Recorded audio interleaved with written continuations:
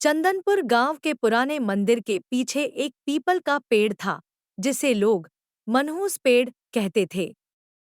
बरसों पहले वहां एक नर्तकी की रहस्यमयी मौत हुई थी और तब से उस पेड़ के पास जाना मना था।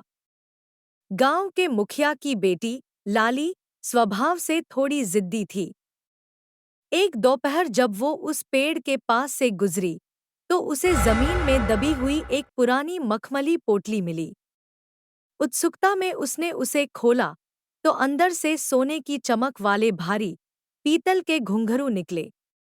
लाली को लगा ये कोई प्राचीन खजाना है। उसने उन्हें उठाकर अपनी कमर में खोस लिया। उसे नहीं पता था कि उसने एक ऐसी रूह को जगा दिया है जो अपनी अधूरी प्यास बुझाने के लिए तड़प रही थी। उस रात जब पूरा गांव सो रहा था, लाली के कमरे से अचानक छमछम की आवाज आने लगी।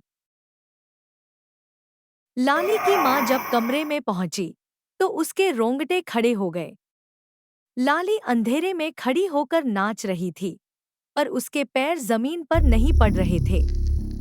उसकी आंखें पूरी तरह सफेद हो चुकी थी और वो एक ऐसी भाषा में गुनगुना रही थी जो किसी को समझ नहीं आ रही थी। अगले ही पल गांव की गलियों में घुंघरू की वो आवाज गूंजने लगी। जो भी उस आवाज को सुनता वो सम्मोहित होकर अपने घर से बाहर निकल आता। देखते ही देखते गांव के कई लोग एक कतार में लगकर उस रूह के पीछे पीछे नाचते हुए पीपल के पेड़ की तरफ बढ़ने लगे। उनकी चाल ऐसी थी जैसे उनकी हड्डियां टूट रही हों, पर वो रुक नहीं रहे थे।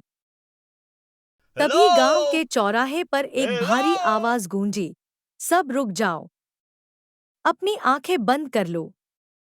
वो रुद्र था। रुद्र के हाथ में एक पीतल का कमंडल और पुरानी पोथियों का गट्ठर था। उसने देखा कि लाली के पैरों में बंधे वो घुंघरू सिर्फ जेवर नहीं थे, बल्कि उस रूह की बेड़ियां थीं। लाली, उन घुंघरुओं को उतार फेंको, वो तुम्हारी रूह को खींच रहे हैं।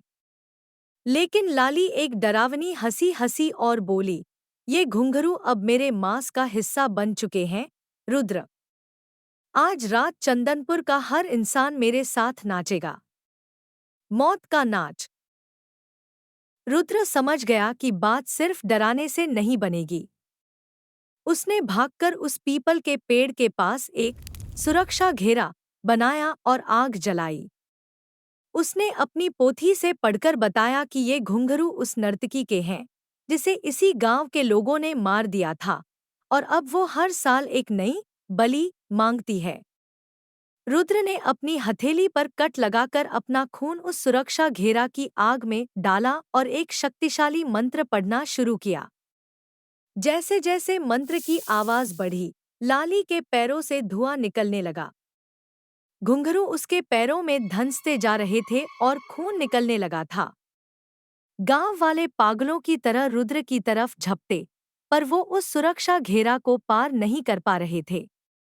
रुद्र ने अपनी जेब से एक सिद्ध किया हुआ लोहे का कील निकाला और उसे पूरी ताकत से उस पीपल के पेड़ की जड़ में ठोंक दिया।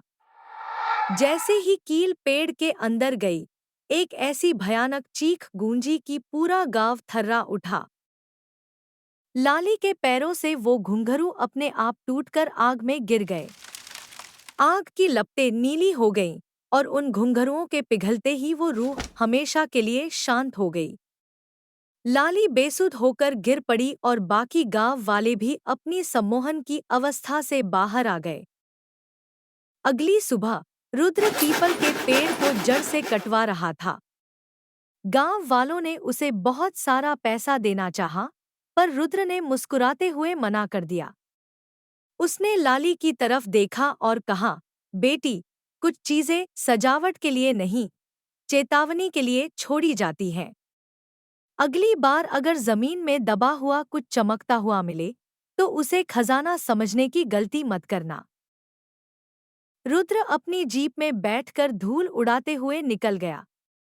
गांव वाले अब उस पीपल के पेड़ की जगह को सीमेंट से भरवा रहे थे, लेकिन तभी एक मजदूर को मिट्टी के अंदर से एक पुराना टूटा हुआ सितार मिला। उसने उसे साफ किया और बजाने की कोशिश की, और गांव की हवा में एक बार फिर सन्नाटा छा गया। प्लीज लाइक, शेयर, सब्सक्राइब करें।